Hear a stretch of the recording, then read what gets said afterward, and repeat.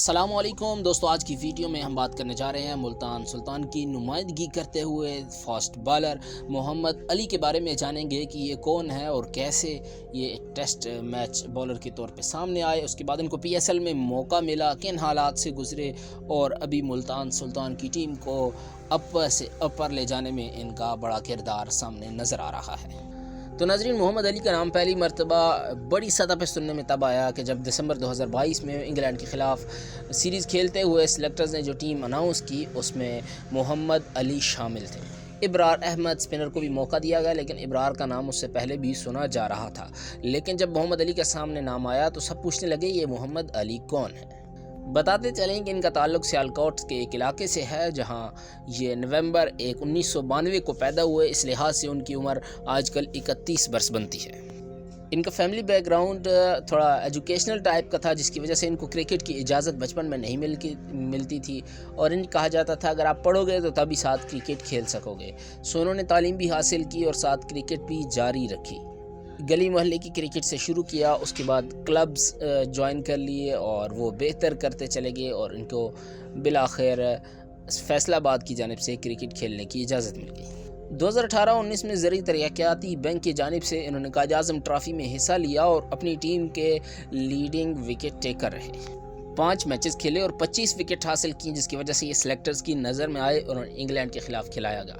2 test match انہوں نے کھیلے. پاکستان کی نمائندگی کرتے ہوئے بہت زیادہ اچھی کارکردگی کا مظاہرہ نہیں کر پائے. 4 وکٹس لی، جو خیر اچھی کارکردگی تھی لیکن ایکسٹرا آرڈینری نہیں تھی، جس کے بعد ان کو ڈراپ کر دیا گیا.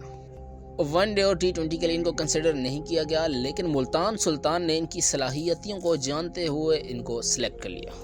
ابھی تک ملتان سلطان نے 5 میچ کھیلے اور 5 میچوں میں ان کی کارکردگی آؤٹ کلاس رہی ہے. اس سے پہلے یہ T20 میچ نہیں کھیل سکے. انہوں نے فرسٹ کلاس کھیلی، لسٹ 1 کے میچز کھیلے. پاکستان ایک کی جانب سے کھیلتے رہے، لیکن T20 انہوں نے ملتان سلطان کی جانب سے کھیلے. پہلے میچ میں کراچی کنگز کے خلاف 4 اوور کیے، 23 رنز دیے، 3 کھلاڑیوں کو آؤٹ کیا. اسلام آباد کے خلاف انہوں نے 19 رنز دیے اور 3 کھلاڑیوں کو آؤٹ کیا. لاہور اور پشاور کے خلاف 2 وکٹ اور کوئٹہ کے خلاف 3 وکٹ حاصل کی اور ملتان کی جیت میں 4 میچ ملتان جیتا. 5 میں سے اہم کردار محمد علی نے ادا کیا.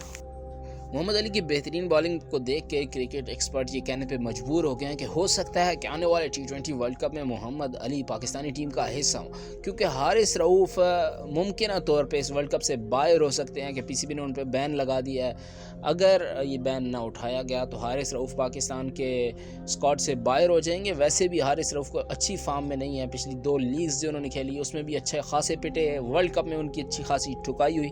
اس کے بعد ابھی پی ایس ایل کے جو میچ وہ کھیلے ابھی انجرڈ ہو گئے، لیکن جو میچ کھیلے اس میں بھی اچھی کارکردگی کا مظاہرہ نہیں کر پائے. تو کیا محمد علی ایک اچھی چوائس ثابت ہوں گے یا حنین شاہ وغیرہ، عبید شاہ ان کی جگہ لیں گے؟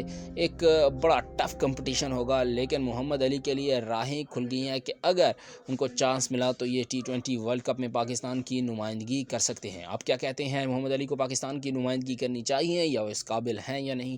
کمنٹ بار میں ضرور بتائیے گا اور چلتے چلتے ہمارا چینل سبسکرائب کر کے بیل کے آئیکن کو پریس کرنا مت بھولیے گا اور اپنا بہت سا خیال رکھیے گا. خدا پامان. اللہ.